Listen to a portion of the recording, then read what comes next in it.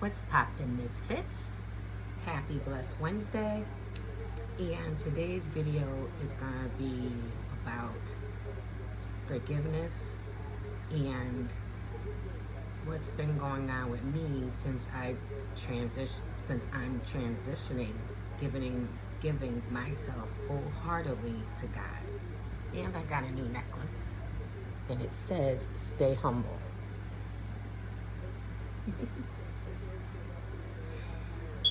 Just to remind me that I have to stay humble.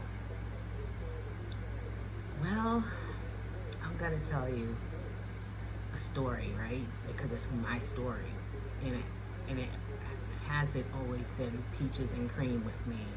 Okay, so for the people in the back who don't know, when I was 18, I was already still in DCF, and I maxed out, and they dropped me off at a community place for guys and girls. I don't want to say what it is, and left me, I want to say, to die, because they didn't teach me anything. They just dropped me off and said, you can go over there. Literally, true story. And I want to tell you, in that part, I nearly died because I didn't have any food, I didn't have any water. Somebody had said, that was where I was at, they said, oh, you need to sign up for food stamps, you need to go to the state. And I was like, I don't even know what food stamps is or state. Okay, I didn't know any of that. Or city, you have to sign up for city. So somebody told me where to go. I asked around and I went. But now in between before that, at least 4 to 5 days, I had no food, no water. So I got the food stamps and I got a little bit of change that they gave me. And you know what I did? I went and got some canned food and a burner or something, so that way, because microwaves I don't think were in at that time. Literally, it wasn't microwaves, it was something else, and I couldn't have one in my room, period. So that's how I was able to eat. Now before that, somebody had gave me this big block of cheese, and that's how I was surviving for those 4 to 5 days, off a block of cheese, just cutting it, eating it, before they told me anything about food stamps. So I want to tell you how God is good, because the next, like maybe a week after that, I went across the street and there's a diner, and I applied for a job, and they gave me the job, and I was able to eat. And I worked my behind off. Now in the midst of that, I wind up meeting somebody at the Y. Well, that's what they called it, the Y, or the community, whatever it's called, I don't know. And this person wasn't a good person. He nearly beat me half to death. I still got a scar. That's why I usually try to cover this side, because I don't want to keep marking myself, but I have a scar on my head. He beat me every day. It could be about anything, and I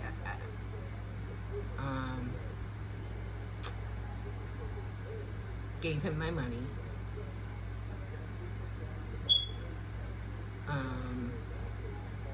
bought him music equipment, everything that you can think of. I did it.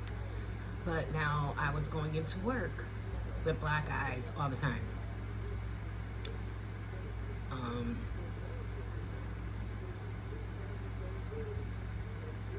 The people at my job, I was even going in on days off. I didn't even know I even had off. I was just so immune to just going to work and just trying to get some peace that they let me stay. They didn't even tell me I had to leave. They let me work. And this was right across the street from where I was staying at. But the beatings got so bad that they kicked me and the person out, because the person who I was with, because this person lived there too. So they kicked us both out. And we wind up staying with his brother and his girlfriend. And I didn't know I was pregnant. It's my first time ever being pregnant. I didn't know I was supposed to monitor anything about periods and stuff. I didn't, again, you know, nobody taught me these things. I just knew if I'm bleeding, get some pads, put it on, that's it.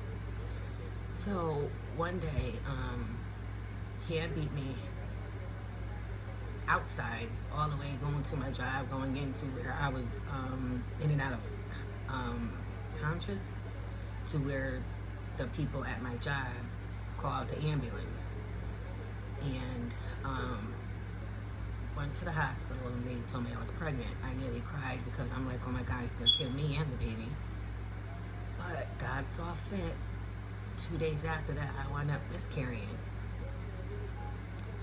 And there was a time where he beat me to where I was knocked out.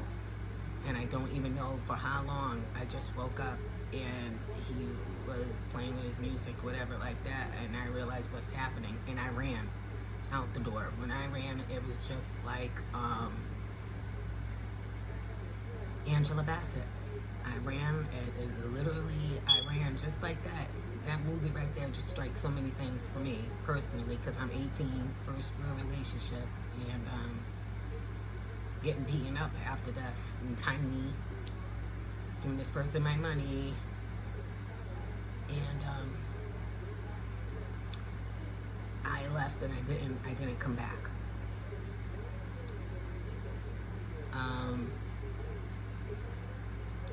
The reason why I'm telling you this story is because you all know I'm in transition.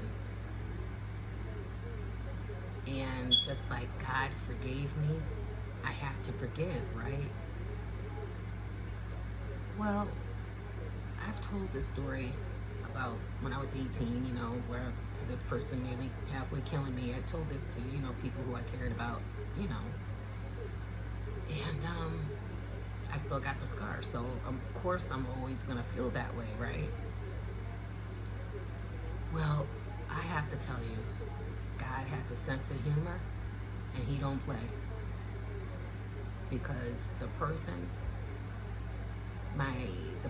who nearly killed me half to death, left a scar on me, my first pregnancy, miscarried, everything, I live in the same building.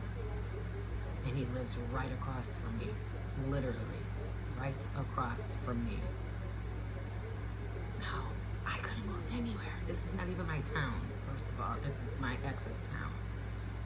And would have never moved here if it wasn't for my ex. Well, for my ex, and my number came up, whatever. And there's no such thing as coincidence. There is no such thing as coincidence. I live across the hall. Literally, I can touch the door to the person who nearly killed me. I live in the same building, everything.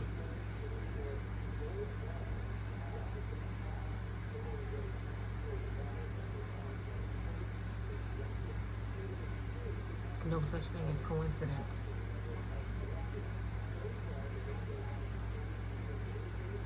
So you know what I had to do? I had to forgive. Now this person's old. And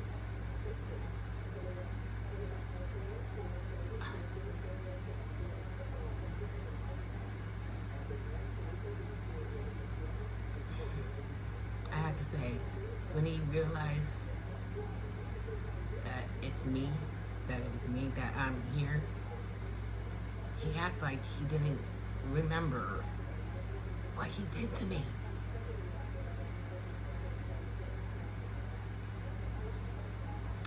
And I didn't forget once he said his name, because he didn't look the same. When he told me his name, I nearly pooped in my pants, literally. My anxiety went through the roof. Now at this time, me and my husband, my ex, were here living together. So I told him, and of course he didn't care. But me, my anxiety was through the roof. I'm throwing up, like I'm literally sick, like literally.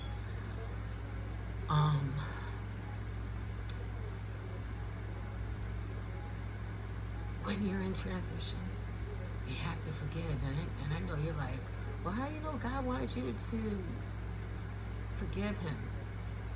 Well, you go in transition and you give yourself wholeheartedly to God, and then you can ask yourself that. You can answer yourself that, because in this story, my transition, my journey, that's what God wanted me to do, and it was very self-explanatory. I had to forgive.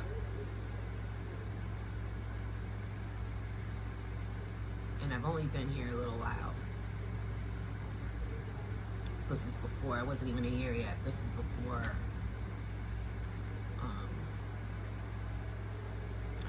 I even gave myself to God. So it hasn't even been a year yet that I'm in transition, giving myself to God. So I said, after I went through whatever I went through in my head, mind, body, and soul, I said, I forgive you. I forgive him. I didn't say, to his face, because when I did see him and when he did say hi to me and everything, I did zap out. This is before I even gave myself to God. Once I realized when he said his name and I knew who it was, yes, I did zap out. I said, stop saying hi to me. You forgot what you did to me? Like, I did. I went off. He said, you don't want me to say hi? No!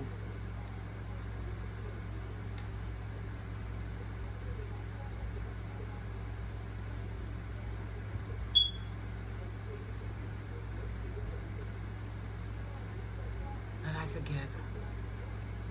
Because if God can forgive me, I have to forgive. And when I move, because I'm moving very soon in Jesus Christ's name, I'm not going to say where. I'm not going to say any of that until I'm actually gone from here. But when I do move, I will let him know that I forgive him in Jesus Christ's name.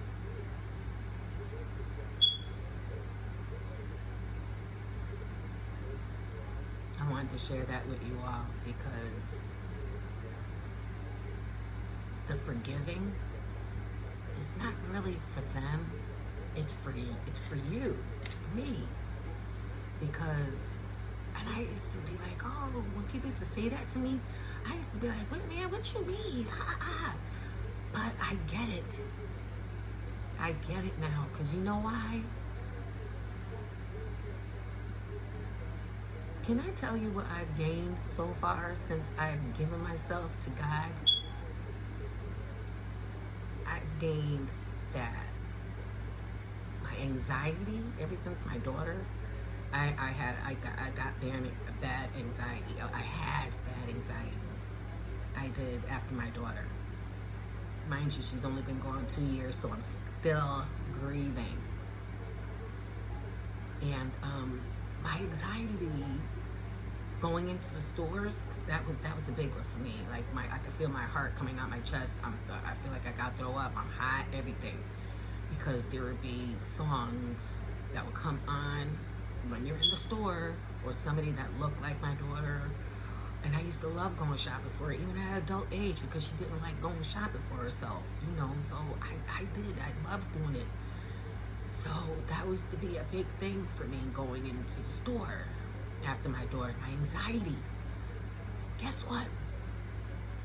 Since I've given myself to God and my forgiving spree, my anxiety is almost gone. Like I have a little tingle every now and then, but it's gone. I can go into the store with my head up high. I can smile, and I don't feel scared like I'm gonna meet somebody that knows that my daughter is dead and me have to relive it, because that was another thing, me meeting people, me seeing people, knowing that my daughter is gone, me reliving it all over again, me starting to cry all over again. I don't have it. I can talk about it now. I can go into places without anxiety. That was one of my things. It was my anxiety. And it's really gone. Me being in this apartment, me being in this building, my anxiety, me being across from my ex-abuser, it's gone. I feel relieved. So when people say the forgiveness is not for the other person, it's for you, it really is for you. And I understand it now.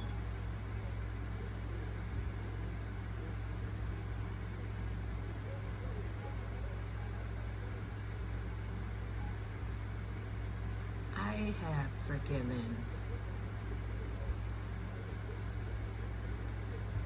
my biological mom.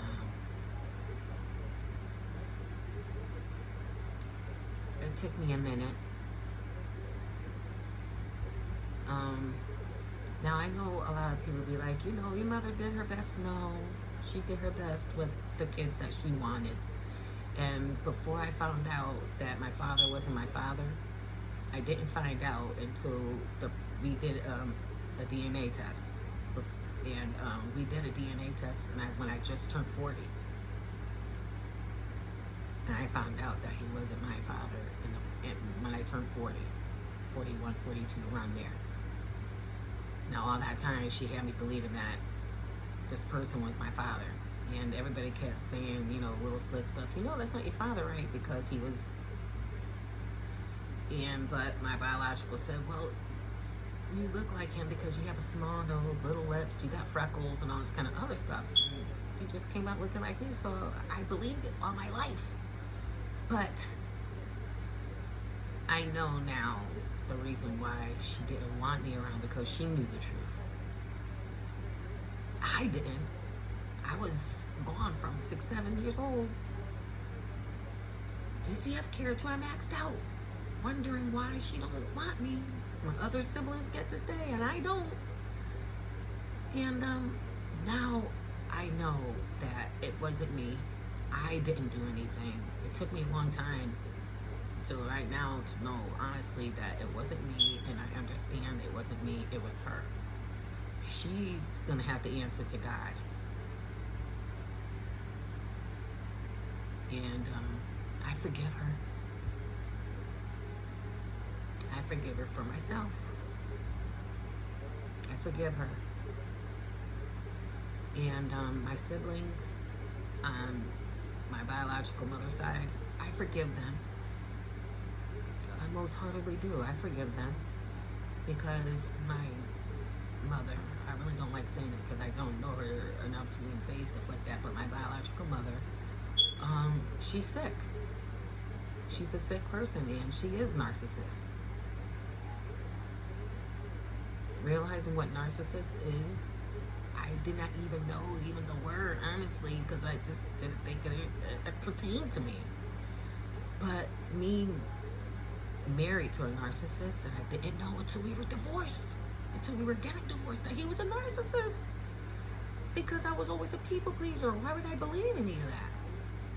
So I was with a narcissist for 18 years, and then my biological mother is a narcissist. She's sick. she is a sick woman. And my biological sisters, well, sister on my mother's side and my brothers, yes, they got to stay, but they're just as sick as she is. And I don't blame them. I'm not mad at them. Yes, they know where she lives. They got a relationship with her, but that's better. That's on them. God saw fit to make sure that I wasn't with that narcissistic sick stuff. That they, I'm not saying that they're, meaning, when I say sick, I mean because my brothers have been in prison. Both of them.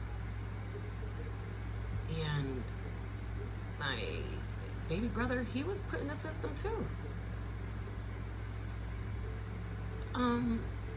I don't know why, but he was put in the system too. This is after me because I'm grown. I'm already out. Now he's in. So I feel sorry for him. And for both my brothers, because they kept, go in the system. Why? Because you didn't get love too? I don't know their story, but I feel sorry for them. And my biological sister, she was always the this is my daughter, and she had the long hair and everything, and so she didn't get what I got. She got praised, and I got put in a box, shipped somewhere to where nobody wanted. And I forgive my brothers and sisters for calling me monkey and names, and that's why I don't nobody love you. I get it now, because my biological mother taught them that, to teach, to say to me, so that way they wouldn't want me neither. And that it would be okay that I wasn't in the family because she didn't even want me. That's what I got out of it. So I forgive my siblings. I love them with all my heart. If they ever needed me, in Jesus' name, they know that I would be there. If they reached out. I'm not doing the reaching. I'm not doing the people pleasing anymore. I'm not doing that. I've done it all my life, and I got the door slammed in my face. Literally. So I forgive them. Now, my siblings on my biological father's side, I forgive them, but I don't want a relationship ever with them. They had their chance with me. I moved out of state to go get some love that I never got. I got the door slammed in my face. Didn't get to meet my siblings and, show them me and show them that I got a lot of love to give. They didn't want it. They didn't even want a chance to meet me. But I forgive them. But I don't want to meet them, and I don't want to ever want to have a chance to be around them, because God saw fit not to have me around those people.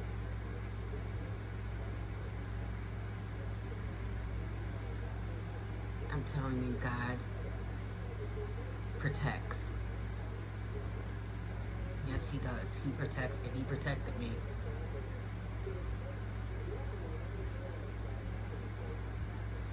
And He knows how far I'll go for love. Oh my God.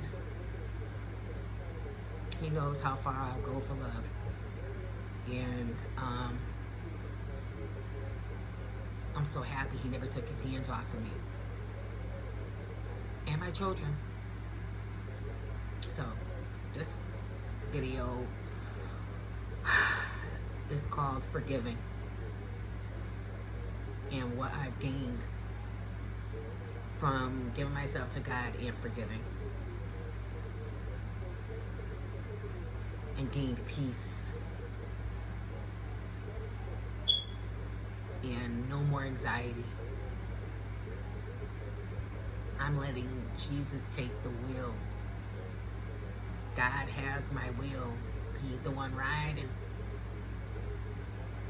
my journey.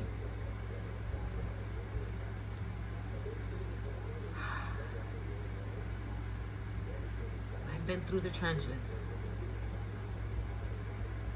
And all of of it was trying to find love. Well, trying to find love, but trying to find somewhere where I can exist. And I'm glad I found it. It was me. It was me the whole time. And I didn't know I didn't love myself because I was a people pleaser, trying not like conflict. And I set boundaries. I didn't even know what boundaries was. It's self-care. So I found love in myself, self-care, boundaries, no more anxiety. Forgiveness is for myself, it's for you. So I think I gained a whole bunch out of this divorce, me grieving, and letting God guide me, not doing it my way. I let God guide me now. And I'm taking the time out of my day to do the audio, learning something new about God.